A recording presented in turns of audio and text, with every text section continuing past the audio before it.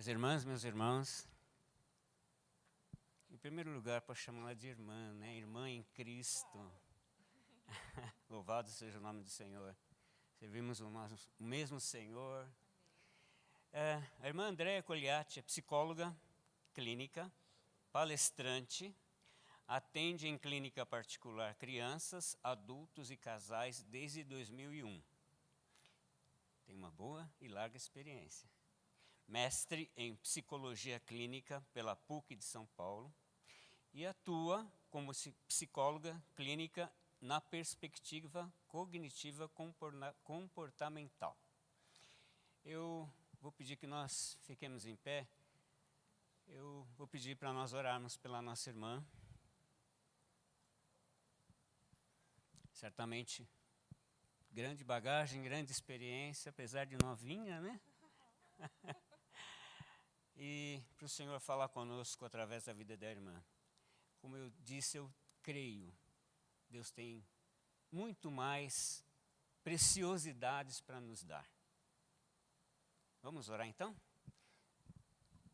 Senhor, nós queremos te louvar em primeiro lugar pela tua presença do teu Espírito Santo em nós, pela presença do teu Espírito Santo na vida da Andréia, e rogar, Senhor, que venha transbordar esse amor por nós, por ti, transbordar esse amor e tudo isso que está aí no teu coração, e o Senhor tem colocado na vida da irmã Andréia, o Senhor venha revelar e trazer aos nossos corações.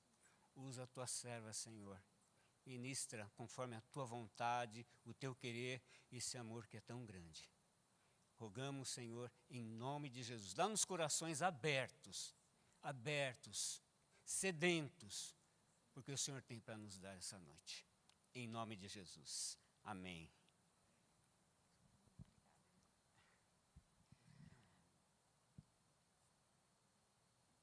Graça e paz, igreja. Pode se assentar, por favor. Obrigada, viu, irmão, pelo novinha. 52 anos, 5.2. Só isso. Graças a Deus. Boa noite a todos de casa. Que Deus abençoe a todos que estão aqui. E me pediram para trazer uma palavra, né, dentro do conhecimento que eu tenho, a respeito de um tema que é como esperar sem sofrer ou errar. Então, eu quero, em primeiro lugar, agradecer o convite, é um privilégio estar aqui com vocês. E é um tema bem interessante, né? Eu orei, conversei com o Senhor, falei, Senhor, o que a gente pode, né, levar para todos que estiverem lá nesse culto, né, sobre esse tema, como esperar sem sofrer ou errar. Eu gostaria que vocês abrissem Hebreus 11:1. Hebreus 11:1, está escrito assim. Ora, a fé é a certeza daquilo que esperamos e a prova das coisas que não vemos. Então, uma coisa aqui está bem claro para nós, né? A fé é a certeza daquilo que esperamos. Então, como esperar sem sofrer ou errar? Esperar, irmãos, é um processo. Esperar não é algo que é da noite para o dia, é um processo. E não tem como evitar os processos na nossa vida. Agora, o que nós podemos definir é como nós vamos lidar com esse processo. Em psicologia, a gente sempre fala o seguinte, a questão não está na situação que você está vivendo, mas na maneira como você lida com a situação que você está vivendo. De repente, a mesma situação, eu lido de uma forma, a Sandra lida de outra forma. Então, esse esperar pode ser um processo tranquilo ou pode ser um processo doloroso. Depende da maneira como eu vou lidar com esse processo.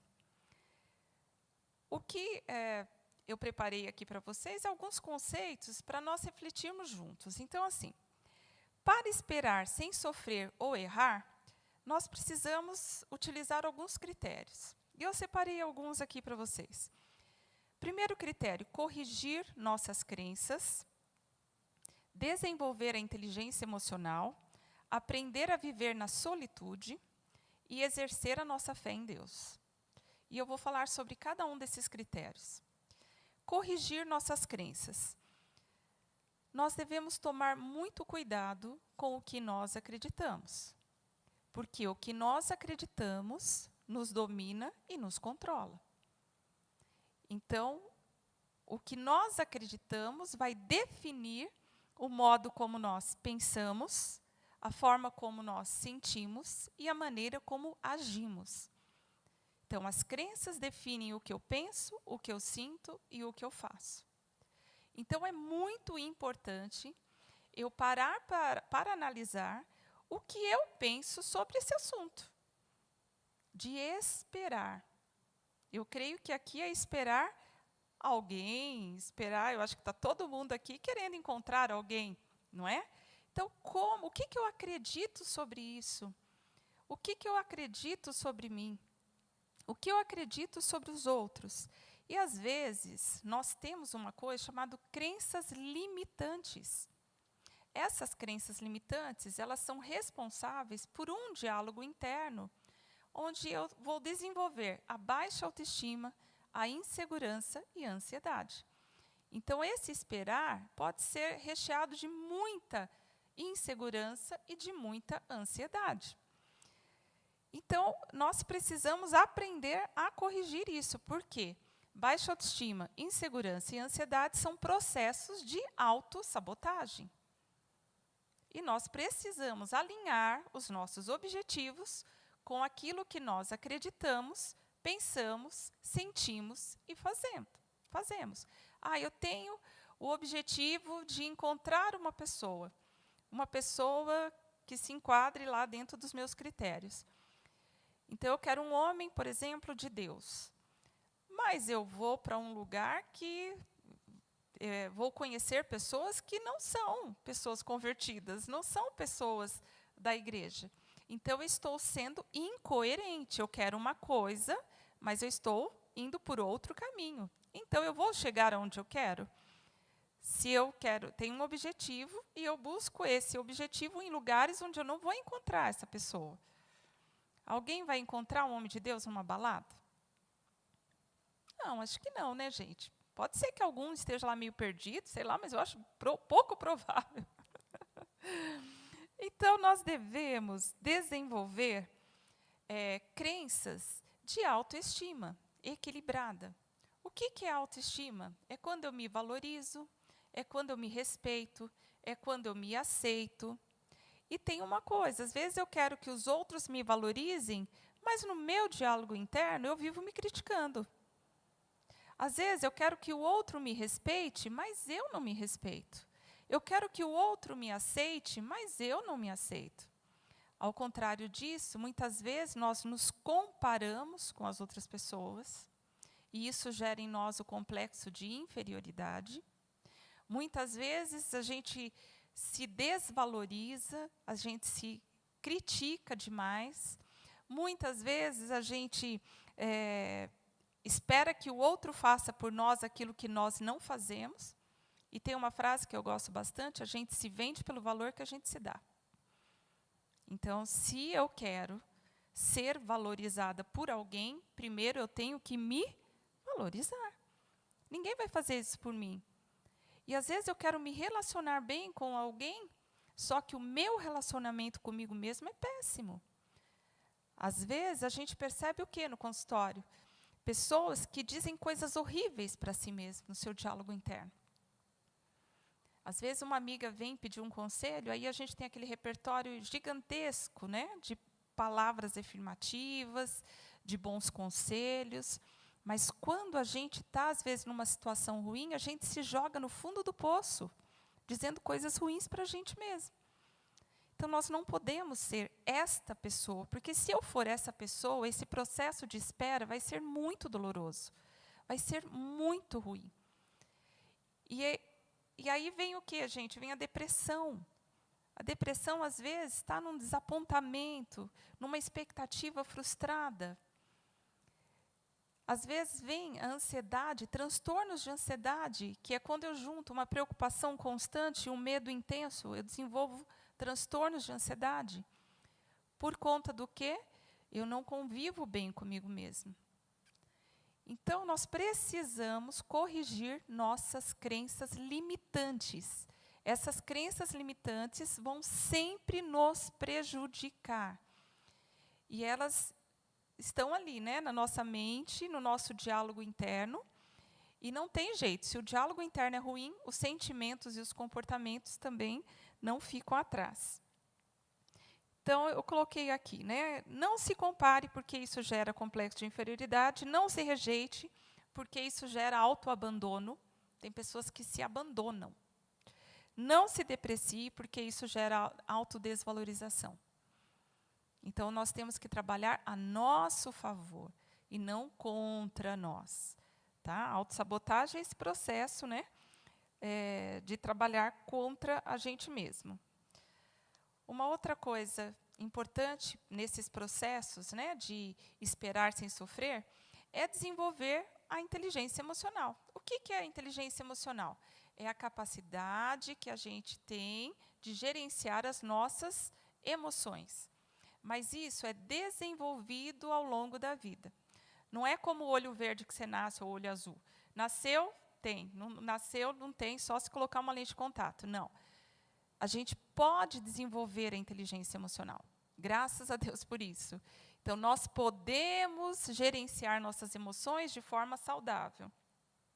E eu separei aqui, né, um resuminho dos 4 pilares da inteligência emocional. Então, o primeiro pilar é o autoconhecimento.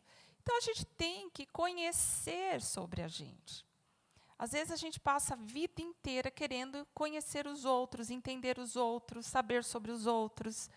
Né? Então, a gente não se conhece. Então, a gente não sabe sobre a nossa personalidade, que tipo de personalidade eu tenho. Às vezes, eu não conheço o meu temperamento. Às vezes, eu não sei qual é a minha linguagem de amor. E aí, eu estou preocupada com os outros, com qual é o temperamento do outro. E fico falando do temperamento do outro, da personalidade do outro. Jesus nos alertou contra isso. Ele fala assim, olha, ao invés de ficar olhando o cisco no olho do teu irmão, tira primeiro a trave do teu olho.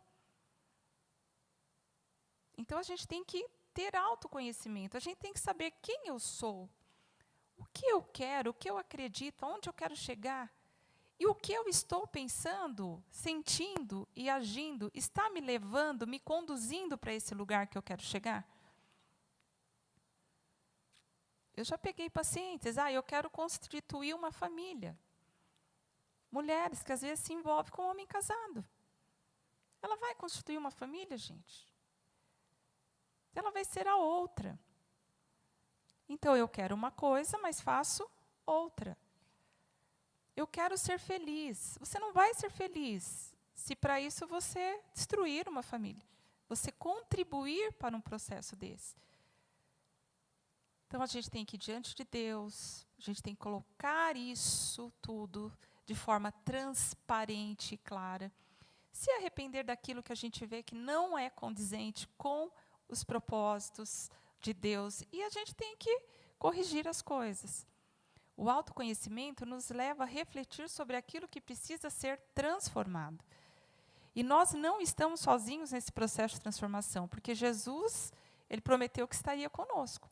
Então, nós temos que nos converter para a direção do Senhor, ir na direção dele e deixar que ele faça esse trabalho em nós.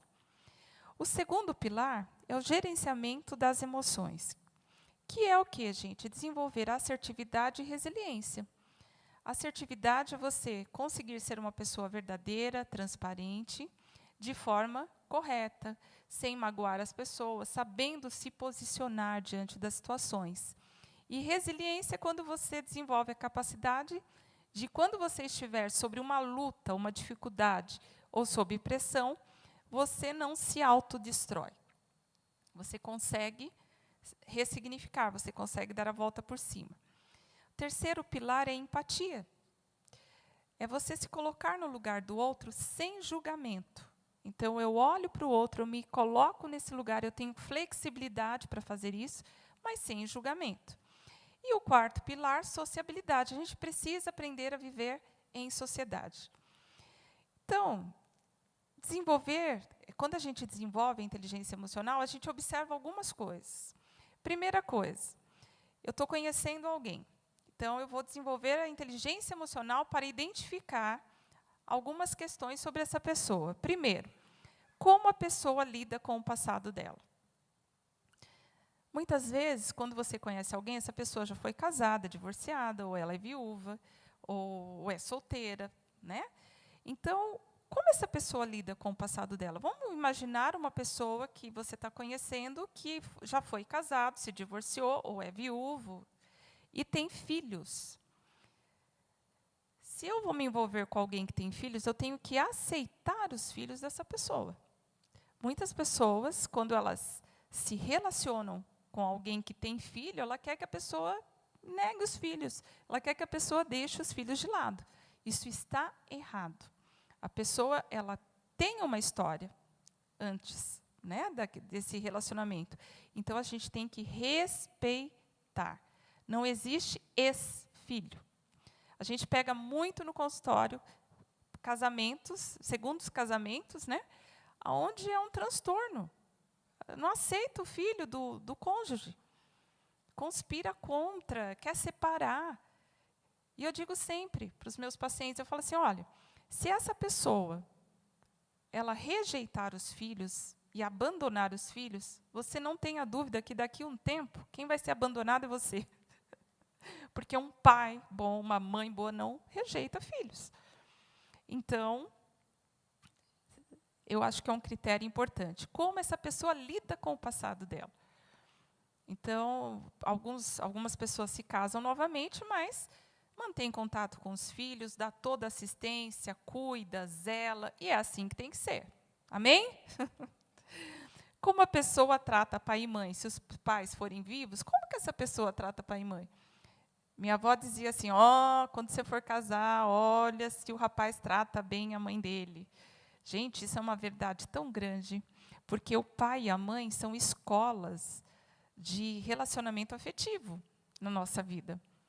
Então, se uma pessoa se relaciona mal com o pai ou com a mãe, ela pode transferir isso para a figura da esposa e do esposo. Então, é um critério que vale a pena observar. Como essa pessoa lida com finanças? Às vezes, a vida financeira é uma loucura. Você vai se envolver com alguém que tem uma vida financeira bagunçada, você vai ter problemas. Então, essa pessoa tem dificuldade de ali administrar o dinheiro, ela tem dificuldade, às vezes busca compensações, né? Pessoas que às vezes, sei lá, está endividado e não tem um plano, né? Não tem um projeto para sair das dívidas, pessoas compulsivas que às vezes só se endividam cada vez mais. Olhem como essas pessoas lidam com as finanças. Se essa pessoa é verdadeira, confiável, pegou mentira ali no namoro é para a gente conhecer o caráter da pessoa. É para conhecer o caráter. Namoro é para ver quem é a pessoa. Começou a mentir, uma mentirinha aqui, uma mentirinha ali, fuja, corra. Observar se essa pessoa é agressiva. De vez em quando tem umas explosões. Ele é bom, mas de vez em quando tem umas explosões de ira. O que é isso? Como assim? Não pode. Observe se essa pessoa é uma pessoa que tem equilíbrio, se é agressiva.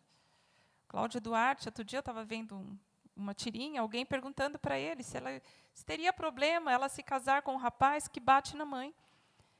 Aí o Cláudio Duarte, todo mundo conhece, disse assim, claro que não, você deve casar com ele. Alguém tem que fazer alguma coisa para essa senhora parar de apanhar. Né? Então, é bem isso, tem que observar isso. Outra coisa, procure alguém que te aceite como você é. Se você arruma alguém que traz uma lista enorme de coisas que ele acha que você tem que mudar, ou ela acha que você tem que mudar, essa pessoa não te aceita. E a gente tem que estar do lado de alguém que nos aceite, como nós somos. Então, esse aceitar, gente, eu estou dizendo coisas específicas. Por exemplo, outro dia uma paciente me disse assim, o meu marido, eu estou decepcionada com ele, porque ele não é romântico. Eu falei, mas ele era romântico no namoro? Não. Eu falei, que você achou que o homem ia se desenvolver romântico do nada? Não, ele não te enganou, não. Você comprou, você sabia que você estava levando para casa. Então, quer um homem romântico no namoro, procure um homem romântico. Não adianta depois querer cobrar. Ah, mas a pessoa pode desenvolver. Ah, eu vou casar com ele assim, porque eu acho que ele vai mudar. Ninguém muda ninguém. Ele pode até mudar, se ele ouvir palestras, aconselhamento, ou fizer terapia, e ele chegar à conclusão de que ele deve mudar para te agradar. Mas se ele não, ou ela não chegarem a essa conclusão, não muda não, viu, gente? Ninguém muda ninguém, não. A pessoa é que percebe que tem uma necessidade de mudar. Se a pessoa tira de você o que você tem de melhor ou de pior. Não tem pessoas que você começa a conversar e é uma delícia conversar com ela. Você se sente à vontade, tem assunto, a conversa flui. Então, essa pessoa ela tira da outra o que a outra tem de melhor. Agora, tem pessoas que, misericórdia, 5 minutos junto com a gente já começa a irritar. Então, procure alguém que tire de você o que você tem de melhor. Também procure alguém e veja se essa pessoa compartilha do mesmo universo de significados espirituais. Julgo desigual, gente. Principalmente nas questões espirituais. Fica difícil um ter uma religião, outro ter outra religião. Um acreditar em Deus e o outro ser ateu.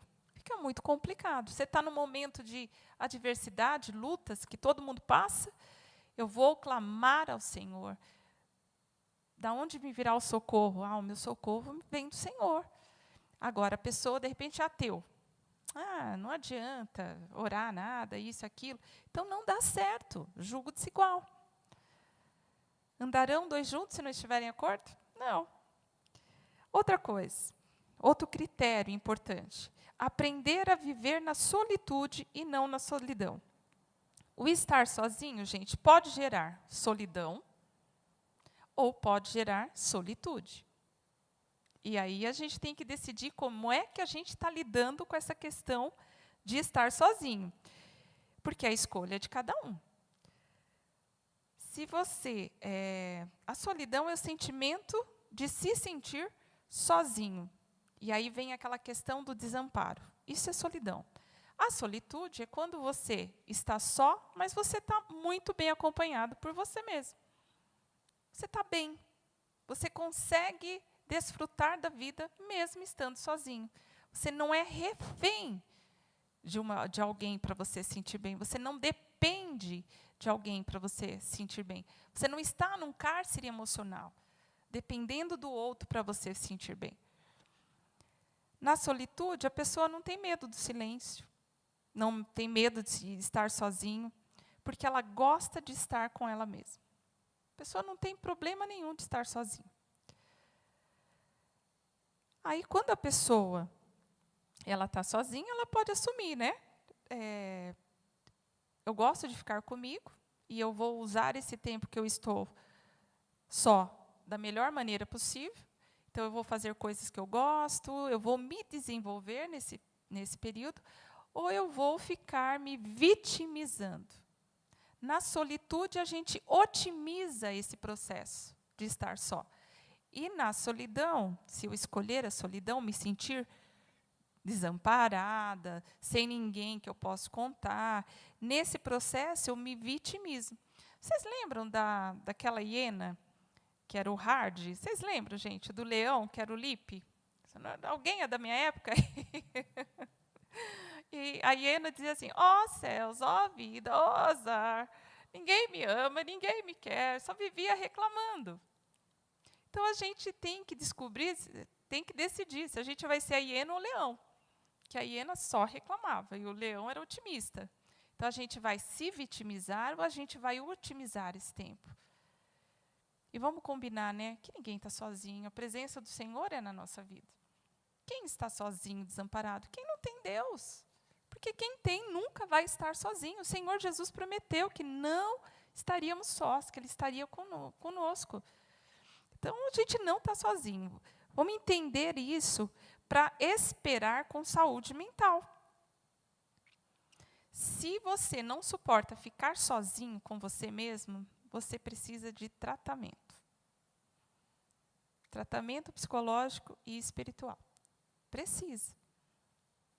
Porque senão eu vou esperar sempre a valorização do outro. E eu não me valorizo. Eu vou querer sempre eu vou viver sempre em carência, querendo que o outro supra as minhas necessidades.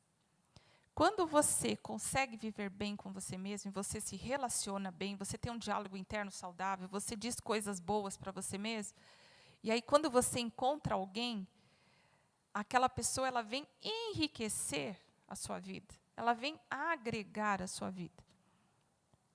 Agora, quando você não lida bem com você mesmo, a pessoa chega já te devendo, porque você já vai começar cobrando. E aí a pessoa não consegue conviver com você. E não vai dar certo. Porque a pessoa que não consegue viver com ela mesma, porque ela é difícil, ela tem que tratar muitas questões. Se o sentido da sua vida está em ter outra pessoa para ser completo, você tem grande chance de se frustrar. Porque o outro, ele pode até agregar na sua vida, mas a missão de ter uma vida abundante é sua e não do outro. O outro é um ser humano. O outro erra. O outro, gente, morre. Por isso, o sentido da nossa vida não pode estar no humano, naquele que erra, naquele que mente, naquele que morre. O sentido da nossa vida tem que estar no eterno. Porque Deus é imortal, Deus não erra, Deus não morre. Então, Deus se faz presente na nossa vida e Ele não nos decepciona. Amém? Então, quarto princípio. Então, vamos lá. Exercer a fé e entregar a sua espera a Deus. Vocês receberam aqui uma folha em branco? Receberam? Eu quero fazer uma dinâmica com vocês. Quem conhece essa dinâmica da folha em branco, já participou de alguma palestra minha, de algum grupo, por favor, não fale para ninguém o que vai acontecer aqui. Mas esta folha em branco, ela representa a vida de vocês, certo? Então, ela representa a sua vida. Então, imagine que você vai participar de um processo de seleção, e nesse processo de seleção vai ter uma psicóloga que ela vai aplicar uma atividade. Alguém pode vir aqui para segurar o microfone? Porque agora eu vou precisar de ajuda. A psicóloga vai aplicar uma atividade. E ela precisa de alguém muito dinâmico para uma vaga cujo salário é de R$30 mil. Então, a proposta é boa. Só que ela precisa de alguém que seja observador, alguém que seja muito atento às ordens, né, que ela tiver aqui. Depois, só um minutinho. Ela precisa de alguém que corresponda às ordens que vão ser dadas, que faça tudo com rapidez, alguém muito observador e alguém muito eficiente. Então, para a psicóloga conseguir identificar, né, o candidato eficiente, ela vai aplicar, então, essa dinâmica aqui. Vocês vão ter que fazer com a folha de vocês tudo o que eu fizer com a minha folha, com a mesma agilidade e rapidez. Tá certo? Melhor se segurar. Então, prestem atenção. Tudo que eu fizer com a minha folha, vocês têm que fazer com a folha de vocês. Ok? Então, aqui... Olha aqui.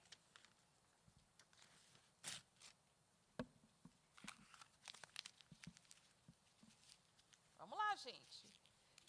Prestem atenção para vocês fazerem igual.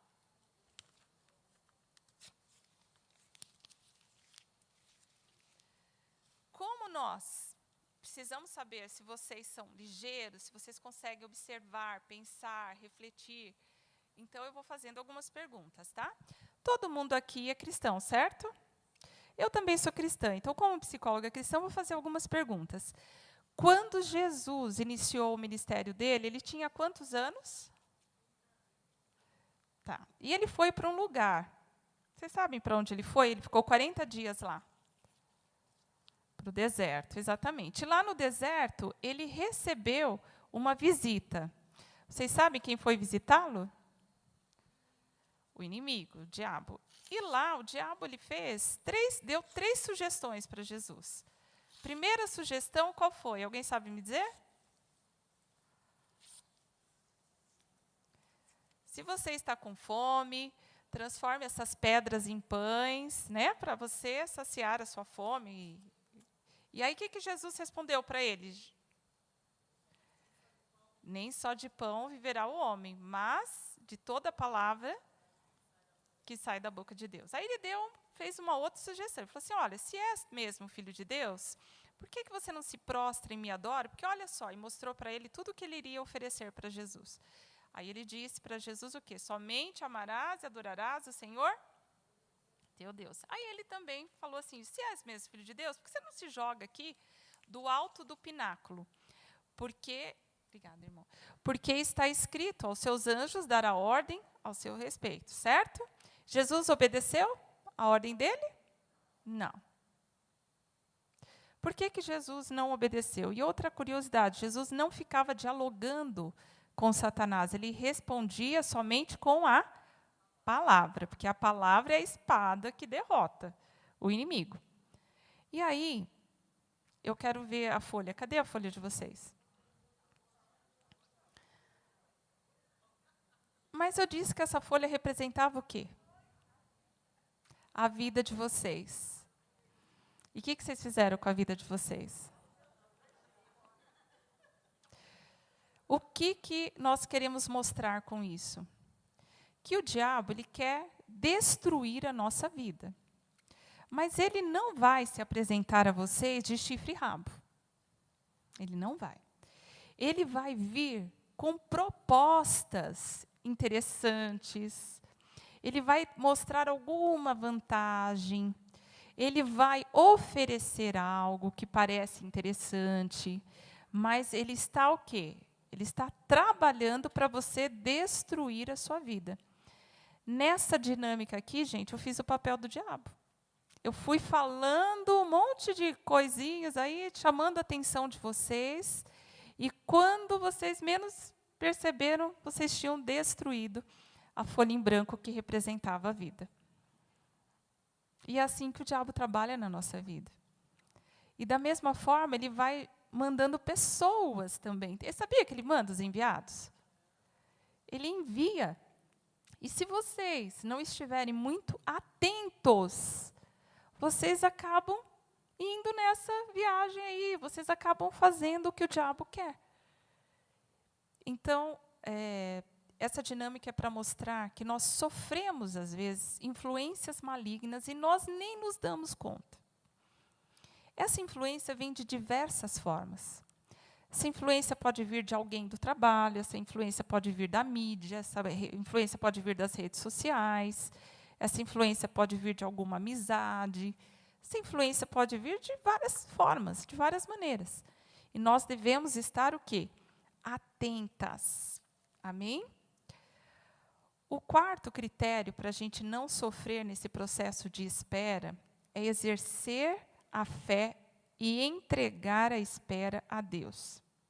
Então, exercer a fé em Deus é esperar, ter esperança e ter uma expectativa positiva de que algo bom vai acontecer na vida sentimental de vocês. Esperar em Deus é ter esperança.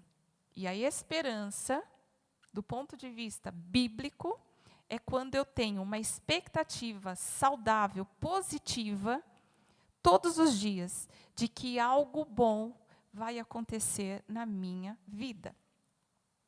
Algumas pessoas são dominadas pelo medo, e elas têm uma expectativa negativa de que algo ruim vai acontecer na vida delas. Isso gera medo, preocupação. Nós, como filhos de Deus, a nossa expectativa tem que estar em Deus. Então, nós temos que ter isso, nós temos que ter esperança. Sem esperança, a nossa vida fica muito complicada. Então, esperar pode gerar o que em nós? Fé ou desânimo. quando gera fé, nós nos apropriamos, nós temos a certeza que tudo concorre para o nosso bem. Nós temos a certeza que Deus está no controle de todas as coisas. Então, Deus, Ele pode encaminhar pessoas, mas você tem que estar na mesma sintonia que o Senhor para você identificar aquilo que é bênção na sua vida. Aquela pessoa que é uma bênção na sua vida. Alguns dias atrás, uma moça veio no meu consultório que ela estava prestes a romper o casamento dela. E eu perguntei por quê. Ela disse, porque ele é muito bonzinho. Ele é bom demais. Eu falei, oi? Como assim? Como assim, gente? Ele é muito bom. A pessoa queria alguém que fosse diferente, alguém que tivesse um outro modo de ser. Ele faz tudo o que eu quero. Gente, ele faz tudo o que eu quero. Ele não tem opinião própria. Ele vive para me servir. Primeiro, eu medi a temperatura dela, para ver se ela estava bem, né? Segundo, eu fui ver se ela tinha um bom contato com a realidade, porque ela estava reclamando porque o marido era muito bom. Coitado desse homem. Então, a gente tem que ter discernimento. Discernimento. Essa mulher casou, esse coitado casou errado. Será que lá, antes de casar, essa moça já não dava dicas de que ela não era essa pessoa que ele merecia? Porque ele merecia uma mulher que desse valor para ele. Então, a gente tem que tomar muito cuidado, porque o diabo, ele quer fazer o quê? Ele quer matar a nossa fé. Então, ele quer nos frustrar. Então, vocês podem ter certeza que vão vir vários pretendentes aí que não são da parte de Deus. Talvez vocês já tenham passado por muitas experiências assim. Eu e meu marido, nós atendemos casais há muitos anos. E teve um caso que me chamou a atenção. A esposa reclamava e falava assim, olha, meu marido não presta atenção em mim, ele não vê as coisas que eu faço. Eu posso tingir meu cabelo de roxo que ele não nota. E ela trabalhava num lugar em que o rapaz que trabalhava com ela notava quando ela trocava a cor do esmalte. Fala se não é enviado do cão um negócio desse. E ela dizia assim, Andréia, esse moço, até o esmalte que eu troco na minha unha, ele observa. E meu marido, eu posso pintar o cabelo de roxo que não nota. Eu falava assim, porque o diabo ele tem estratégias, né? Mas isso é cilada, armadilha, fuja, corra, isso é laço. Não pode, não cai nessa. Então, o que a gente precisa? A gente precisa estar atento. A estratégia maligna do diabo contra a nossa vida é o quê? Nos desanimar, nos distrair, então ele manda distrações, e ele quer nos desviar da presença de Deus. Então, vocês têm que estar muito atentos. Vocês querem casar, constituir uma família, ter outras pessoas. Estejam atentos a isso. Porque podem vir pessoas, sim, para desanimar, para destruir os sonhos de vocês, para distrair vocês e para desviar vocês da presença de Deus. E isso não pode acontecer. O diabo ele quer plantar em nós crenças de desamor, desamparo e desvalorização. E nós sabemos que, por exemplo, desamor, gente, nós somos o quê? Nós somos filhos de Deus. E os filhos de Deus são herdeiros de Deus. Os herdeiros de Deus, herdeiros do quê? O que nós herdamos? As promessas do Senhor. Mas para eu conhecer as promessas do Senhor, eu tenho que conhecer o quê? A palavra de Deus. Se eu não conhecer a palavra de Deus, eu posso viver como uma pessoa desprovida das bênçãos de Deus porque eu não me aproprio das promessas do Senhor. Então, o diabo ele quer deformar a nossa identidade de filho de Deus. E ele quer que a gente tenha uma mentalidade de orfandade. Ele quer que a gente se sinta órfão de Deus, órfãos de Deus. Então, ele quer fazer com que a gente se sinta desamparado, desamado e desvalorizado. Então, isso é muito sério. E nós sabemos que Deus amou tanto o mundo que enviou o seu Filho para que ele morresse no nosso lugar, para que todo aquele que nele crê não pereça, mas tenha a vida eterna. Deus nos ama ou não? Nos ama. Ele quer que a gente se sinta desvalorizado, completamente desvalorizado. Por que ele quer que a gente se sinta assim? Porque ele sabe que, como filhos de Deus, nós podemos vencê-lo. Então, ele quer tirar de nós a nossa força, ele quer tirar de nós nosso entendimento, nosso ânimo, porque ele sabe que se nós estivermos posicionados como filhos de Deus, nós vamos vencê-lo. Isso é promessa. Então, ele quer o quê? Nos enfraquecer. E para nos enfraquecer, o que ele usa? Mentiras. Mentiras. E, às vezes, essas mentiras, elas vieram, sabe aonde, gente? Elas começaram lá na infância. Às vezes, o diabo marca a vida das pessoas na infância. Ele coloca uma identidade de orfandade lá na infância. E a pessoa não se sente amada, cuidada, protegida. E, às vezes, ele usa os pais para fazerem isso. Só que uma vez que a gente se converte, a gente tem que se libertar do que eu chamo de cárcere emocional. Uma vez eu ouvi uma amiga que disse uma coisa, que dizia assim, que Deus forma o ser humano, o diabo deforma e Jesus transforma. E é isso mesmo. Então, Jesus, ele cura todas as feridas emocionais. Eu preciso reconhecer essas feridas emocionais, colocar isso diante da cruz, entregar isso para Jesus, para eu ser curada. Eu tenho que me posicionar nisso.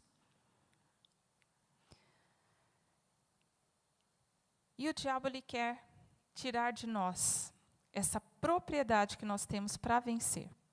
E ele quer nos desanimar. E para isso ele quer nos distrair com as armadilhas dele. Então, ele vai armando, né, para ver se a gente se desvia e a gente sai da presença de Deus. Porque aí nós somos mais um na multidão e nós não oferecemos nenhum tipo de risco para ele. Agora, para aquele que se posicionar em Deus, que se apropriar, que entende que é filho de Deus, essa pessoa ela tem autoridade para destruir as obras do maligno. Amém? Esperar se torna difícil se você se fundamentar sua espera nas feridas do passado e no medo do futuro. Então, se você ficar olhando para trás, para as dores que você já teve, você não vai conseguir esperar de forma saudável. Se você ficar olhando para frente, achando que não vai dar certo a sua vida, você também não vai esperar de forma saudável. E aquilo que eu acredito, assim como o homem pensa, assim ele é. Se eu acredito que não vai dar certo, eu vou me sentir assim, que não vai dar certo. Então, eu vou ficar extremamente desanimada, desanimado. Então, eu preciso olhar o quê? O aqui, agora. Deus, ele quer que a gente viva e que a gente administre a nossa vida fundamentado no hoje. E que no hoje eu tenha esperança. Ele não quer que eu viva no passado e ele não quer que eu viva preocupado com o futuro. Ele quer que eu administre a minha vida fundamentado no hoje. Eu sempre dou um exemplo, talvez alguns já tenham ouvido, que eu digo assim, se nós tivermos 3 pratos na nossa frente, então vamos lá, uma carne assada na nossa frente. Uma carne está crua, a outra está assada e a outra está podre. Qual é a carne pronta para o consumo? Assada. A carne crua representa o futuro. Chegou, não tenho que comer a carne crua agora. A carne podre representa o passado. Se eu comer, eu vou passar mal. Então, é a carne assada que é para a gente consumir. Vocês estão entendendo? É o presente, é o aqui e agora. Gente, isso é libertador. Porque a gente fica olhando para trás e não vive o hoje. A gente fica olhando para frente e não vive o hoje. E o hoje é o que o Senhor manda que a gente administre, que a gente viva. E as oportunidades acontecem hoje. Se eu estou distraída com o passado ou pensando e preocupando no futuro, eu não enxergo as possibilidades do meu hoje. E aí eu perco oportunidades. Isso é sério. Então, vamos lá.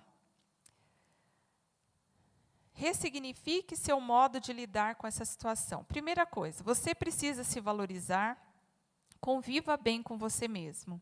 Cuide-se, seja saudável, faça boas escolhas para a sua vida. Quer encontrar uma bênção? Seja uma bênção. Para encontrar uma bênção, nós temos que ser uma bênção. Então, isso é importante. Aprenda a se amar e a gostar da sua própria companhia. Quando você aprender a ficar com você mesma, você apreciar a sua companhia, você está pronta para receber da parte de Deus aquela pessoa que vai construir uma história com você. Busque autoconhecimento, cuide das suas feridas emocionais. Cuidado com a síndrome da ilusão de príncipe ou princesa. Gente, contos de fada não existe. A vida real está mais para Shrek e Fiona. Essa coisa de Cinderela, de príncipe encantado, isso não existe. Então, a gente tem que ter o pé na realidade. Em psicologia, a gente fala que quanto maior o contato da pessoa com a realidade, mais saudável ela se torna. Aproprie-se da sua identidade em Cristo. O diabo sabe quem você é. Mas você sabe quem você é? Deixa eu refrescar a sua memória. Você é herdeiro de Deus, Romanos 8,17. Você é abençoado, Gálatas 3,9. Você é escolhido por Deus, 2 Tessalonicenses 12,13. Você é chamado por Deus, 2 Timóteo 1,9. Você é templo do Espírito Santo, 1 Coríntios 6,19. Você é nova criatura, 2 Coríntios 5,17. Você é livre de toda condenação, Romanos 8,1. Você é mais do que vencedor, Romanos 8,37. Você é vitorioso em Cristo Jesus. Entendeu quem você é? Simples assim. O diabo sabe disso, que você é tudo isso. Mas, às vezes, nós não enxergamos isso. Nós não nos apropriamos disso. Então, chegou a hora da gente se apropriar, da gente entender que tudo que Jesus fez por nós foi muito especial. Que Jesus, Ele criou, Ele nos mostrou um caminho excelente para que nós tivéssemos vida abundante, que nós fôssemos libertos em Cristo Jesus. Se você vive preso num cárcere emocional, refém da opinião dos outros, se você precisa de alguém para você ser feliz, você não consegue ser feliz com você mesmo, você precisa de libertação. Você precisa corrigir isso. Porque a gente não pode ser dependente de ninguém para a gente estar bem. A gente só pode depender de Deus. A nossa dependência tem que estar em Deus. Amém? É claro que é bom ter alguém. Claro. E todo mundo tem o direito de ter alguém. Mas, primeiro, aprenda a se valorizar, a se respeitar, a se aceitar, a se tratar bem, a trabalhar a seu favor. E aí, você vai estar apta a conhecer uma pessoa e essa pessoa vai tirar de você o que você tem de melhor e não de pior. Sabe por quê? Porque se você se relaciona com alguém sendo que você não se suporta, não vai dar certo. Então, não pode. Primeiro, a gente tem que ser tratado, curado, transformado, para que as coisas fluam de forma excelente, para que tudo dê certo. Amém? Não viva preocupado com o que será a sua vida sentimental, pois a preocupação produz medo, dúvida e insegurança. Uma vida cheia de preocupação é uma vida vazia de fé. Quando a preocupação chega, a fé vai embora. Quando a fé chega, a preocupação vai embora. Então, a gente tem que decidir com qual companhia a gente quer estar. A gente quer estar revestido e cheio de fé, ou a gente quer viver na dúvida, na insegurança, no medo, na preocupação? Aí é uma escolha de cada um. O Senhor tem o melhor para nós, mas nós temos que nos posicionar. Nós temos que nos apropriar. Deus, Ele quer que nós sejamos livres do medo, da preocupação, da insegurança, da baixa autoestima. E para isso, a gente tem que mudar. Amém? Pastor Emílio, pode vir aqui, por favor? Gostaria que você ficasse em pé.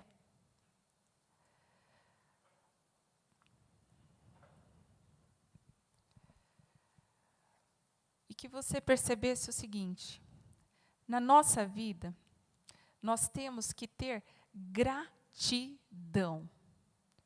Se você está sozinho agora, tenha gratidão a Deus por esse momento, porque esse momento é para te ensinar alguma coisa.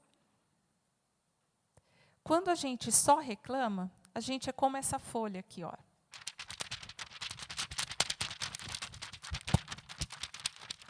A gente faz muito barulho. Aí, quando a gente fica um período sozinho, a gente aprende a valorizar determinadas coisas. E a gente aprende a se encontrar com o Senhor. A gente aprende a usufruir da companhia do Senhor. Abra essa folha para mim, por favor. E quando a gente passa por esse processo, a gente para de fazer barulho.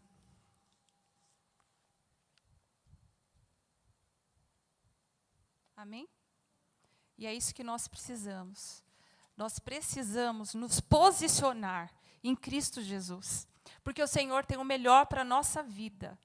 E a gente não pode acreditar que a gente vai ter uma vida miserável, uma vida de órfão. O Senhor tem o melhor para você. Você crê nisso?